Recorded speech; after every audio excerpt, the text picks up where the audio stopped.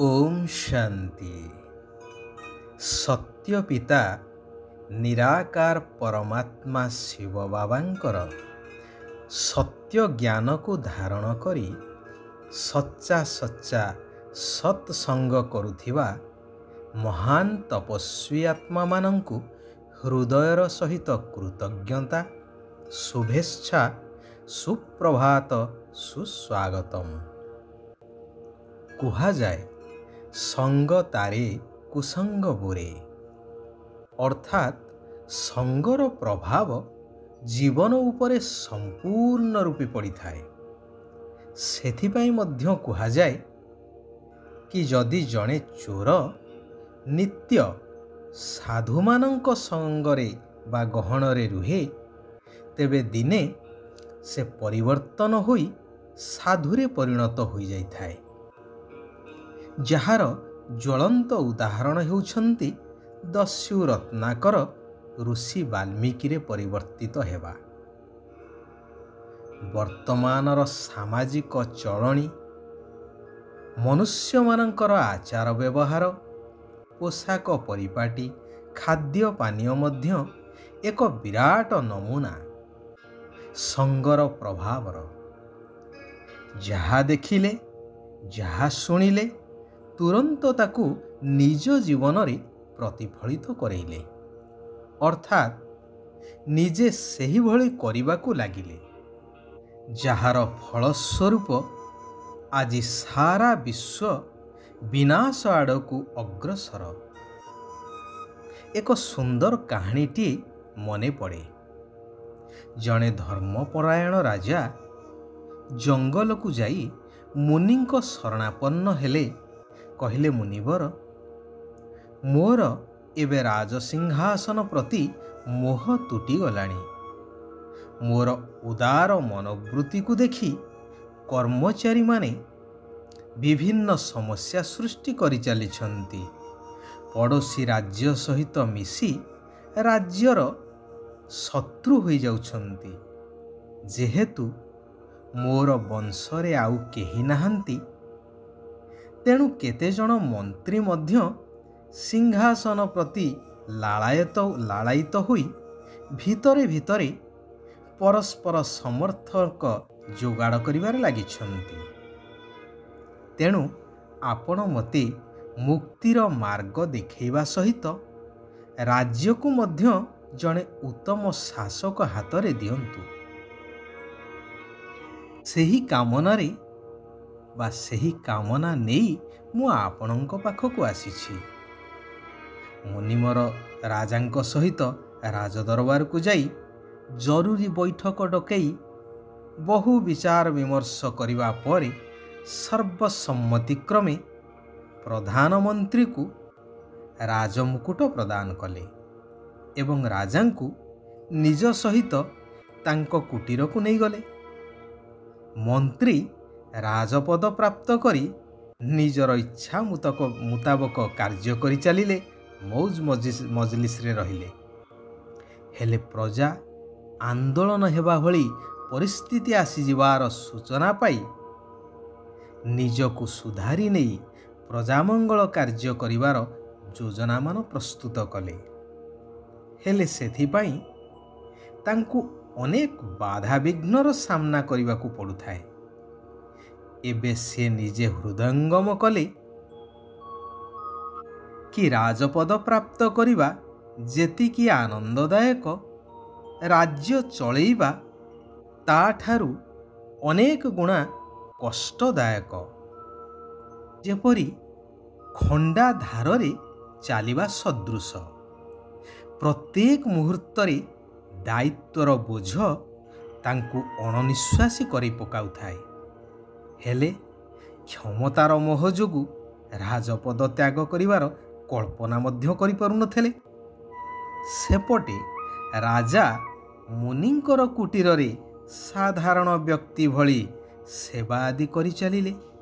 प्रातः एवं सांध्य सत्संगर लाभ नहीं जीवन को उपभोग करि चली थांती। अतीन्द्रिय सुखर अनुभव करुथांती। ତାଙ୍କୁ ଲାଗୁଥାଏ ସତେ ଯେପରି ସେ ଆଉ ଏକ ସୁନ୍ଦର ଦୁନିଆ ଭିତରେ ରହିଛନ୍ତି। ମୁନି କହିଲେ, ରାଜନ, ଏବେ ତୁମକୁ ବାସ୍ତବ ମୁକ୍ତିର ମାର୍ଗ ମିଳିଯାଇଛି। ନିତ୍ୟ ସତ୍ସଙ୍ଗ କରିବା ଦ୍ୱାରା ହିଁ ମୁକ୍ତିର ମାର୍ଗ ସ୍ୱତଃ ଖୋଲି ଯାଇଥାଏ। କାହାଣୀଟି କହିବାର ତାତ୍ପର୍ଯ୍ୟ ହେଉଛି ଯେ ସ୍ୱୟଂ ମୁକ୍ତି ଜୀବନ ମୁକ୍ତିଦାତା ପିତା ପରମାତ୍ମା କହୁଛନ୍ତି, ମଧୁର ଆତ୍ମିକ ସନ୍ତାନଗଣ, ସମସ୍ତ ସଙ୍ଗ ତୁଟାଇ ଏକମାତ୍ର ପରମାତ୍ମାଙ୍କ ସହିତ ବୁଦ୍ଧିର ଯୋଗକୁ ଲଗାଇ ରଖ। ତେବେ ତୁମେ ମୋ ସହିତ ମୋ ପୁରୀକୁ ଆସିଯିବ। କୁହାଯାଏ ନା, ଅନ୍ତିମ ସ୍ମୃତି ଅନୁସାରେ ଗତି ହୋଇଥାଏ। ତେଣୁ ତୁମର ଅନ୍ତିମ ସ୍ମୃତିରେ ମୁଁ ରହିଲେ ତୁମେ ମୋ ସହିତ ମୁକ୍ତିଧାମ ବା ଆତ୍ମିକ ଘର ପରମଧାମକୁ ଚାଲି ଆସିବ। ତେଣୁ ଏବେ ବିଶେଷ ଭାବରେ ବାଣୀଠାରୁ ଊର୍ଦ୍ଧ୍ୱକୁ ଯିବାର ଅର୍ଥାତ୍ ଶବ୍ଦ ଆଦିଠାରୁ ବହୁ ଦୂରକୁ ଯିବାର ପୁରୁଷାର୍ଥ କର। ତୁମକୁ ଅଶରୀରୀ ହୋଇ ନିଜର ସ୍ୱଧର୍ମରେ ସ୍ଥିତ ହେବାକୁ ପଡ଼ିବ। ନିରାକାର ଶିବ ବାବା ଏବଂ ନିରାକାର ଦେଶ ଶାନ୍ତିଧାମ ଦେଶକୁ ମନେ ପକାଇବାକୁ ପଡ଼ିବ। ସେଥିପାଇଁ ତୁମକୁ ଗହଳି ଆଦି ପସନ୍ଦ ଆସିନଥାଏ। ନିଜର ଅସଲି ସ୍ୱଧର୍ମ ଶାନ୍ତିରେ ରହିବାକୁ ପସନ୍ଦ ଲାଗିଥାଏ। ଯଦି ରାଜ ପରିବାରରେ ଜନ୍ମ ନେବାର ଅଛି, ତେବେ ନିଜର ସବୁ କିଛି ତନ ମନ ଧନ ସମୟ ସଂକଳ୍ପ ସବୁକିଛି ପରମାତ୍ମାଙ୍କୁ ଅର୍ପଣ କରି ନିମିତ୍ତ ହୋଇ ସମ୍ଭାଳି ଚାଲ ଏବଂ ପବିତ୍ର ହେବାର ପ୍ରତିଜ୍ଞା କର। ଶିବ ବାବା କହୁଛନ୍ତି, ବାବାଙ୍କ ଦ୍ୱାରା ପ୍ରାପ୍ତ ହୋଇଥିବା ସର୍ବ ସମ୍ପତ୍ତିକୁ କାର୍ଯ୍ୟରେ ଲଗାଇ ବୃଦ୍ଧି କରୁଥିବା ଜ୍ଞାନୀ ଆଉ ଯୋଗୀ ହୁଅ।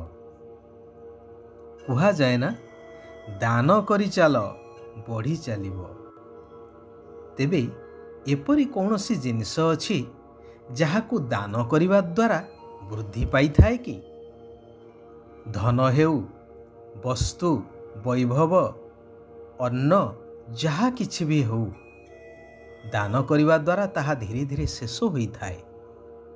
କିନ୍ତୁ ସଂସାରରେ ଏକମାତ୍ର ଜିନିଷ, ଶ୍ରେଷ୍ଠ ଜିନିଷ, ଯାହାର ଦାନ ଦ୍ୱାରା ଆହୁରି ବୃଦ୍ଧି ହେଇ ଚାଲିଥାଏ, ତାହା ହେଉଛି ଜ୍ଞାନ ଧନ। ତେବେ କ'ଣ ଦାନ କରିବା? ଭଗବାନଙ୍କ ଦ୍ୱାରା ପ୍ରାପ୍ତ ସର୍ବଗୁଣ ସର୍ବପ୍ରାପ୍ତି ରୂପକ ଧନକୁ ଦାନ କରି ଚାଲ। ଏହା ବଢ଼ି ବଢ଼ି ଚାଲିବ ଯେତେ ତୁମେ ଦାନ କରି ଚାଲିବ। ଏଭଳି କେବେ କହିବା ଅନୁଚିତ କି ମୁଁ ତ ଚାହୁଁନଥିଲି, ହେଲେ ଭୁଲ ହେଇଗଲା, ମୋର ତ ଏପରି ଭାବନା ନଥିଲା, ହେଲେ କାହିଁକି କେଜାଣି ମୁଁ ଏମିତି କହିଦେଲି ଆଦି ଆଦି। କାରଣ ଜ୍ଞାନୀ ଆଉ ଯୋଗୀ ଆତ୍ମା ପ୍ରଥମେ କର୍ମର ପରିଣାମକୁ ଚିନ୍ତା କରି ପରେ କର୍ମ କରିଥାନ୍ତି। ସ୍ୱଭାବ ଏବଂ ବିଚାରରେ ଅନ୍ତର ଥିଲେ ମଧ୍ୟ ସ୍ନେହରେ ଅନ୍ତର ରହିବା ଉଚିତ ନୁହେଁ। କାରଣ ବର୍ତ୍ତମାନ ସମାଜରେ ମଣିଷ ହେଉ ବା ପଶୁପକ୍ଷୀ, କେହି ବି ସମସ୍ତେ ହେଉଛନ୍ତି ସ୍ନେହର କାଙ୍ଗାଳ। ସ୍ନେହ ଦ୍ୱାରା ସବୁକିଛି ସାଧନ କରାଯାଇପାରେ, ସବୁକିଛି ନିଜର କରାଯାଇପାରେ, ଆପଣାର କରାଯାଇପାରେ। ଆଚ୍ଛା, ଆଜି ପାଇଁ ଏଇଠାରେ ଆମେମାନେ ବିରାମ ନେବା। ଆସନ୍ତାକାଲି ପୁନଶ୍ଚ ଆମେମାନେ ସେହି କଲ୍ୟାଣକାରୀ ପରମାତ୍ମାଙ୍କର ଆଉ କିଛି କଲ୍ୟାଣକାରୀ ମହାବାକ୍ୟକୁ ଶ୍ରବଣ କରିବା, ମନନ କରିବା, ନିଜ ଜୀବନରେ ଧାରଣ କରି ଆତ୍ମାର ଶକ୍ତିକୁ ବୃଦ୍ଧି କରିବା ସହିତ ଦୈବୀ ଗୁଣ ସମ୍ପନ୍ନ ହୋଇ ସତ୍ୟଯୁଗୀ ନୂତନ ରାଜ୍ୟର ଅଧିକାରକୁ ପ୍ରାପ୍ତ କରିବା। ଓମ୍ ଶାନ୍ତି। ଓମ୍ ଶାନ୍ତି। ଓମ୍ ଶାନ୍ତି।